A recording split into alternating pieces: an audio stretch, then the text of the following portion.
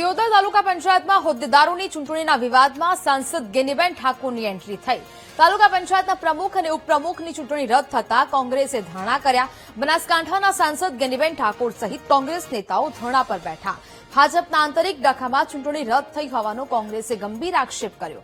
દિયોદર તાલુકા પંચાયતના પ્રમુખ ઉપપ્રમુખની ચૂંટણી હવે આગામી 27 તારીખે યોજાવાની છે। પ્રી પ્લાનિંગ કરીને ભાજપે ચૂંટણી રદ કરાવ્યાનો કોંગ્રેસ નેતાએ દાવો કર્યો છે। જ્યાં સુધી ચૂંટણી નહીં થાય ત્યાં સુધી ધરણા પર બેસવાની કોંગ્રેસ નેતાઓએ ચીમકી ઉચ્ચારી છે।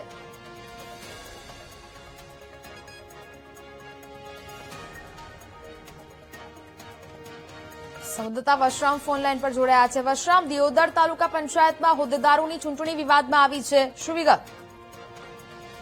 દિયોદર તાલુકા પંચાયતમાં કોંગ્રેસ દ્વારા હાલ ધરણા કરવામાં આવી રહ્યા છે। ત્યાં આગળ જે વિવાદ હતો તેને લઈ કોંગ્રેસે ચૂંટણી આજે યોજવાની માંગ કરી હતી। તેમાં આજે ગેનીબેન ઠાકોર સહિત કોંગ્રેસના નેતાઓ ત્યાં આગળ પહોંચ્યા છે અને તેઓ ધરણા ઉપર બેઠા છે અને આજે ચૂંટણી યોજવાની માંગ કરી રહ્યા છે। જી બિલકુલ, જાણકારી બદલ આભાર।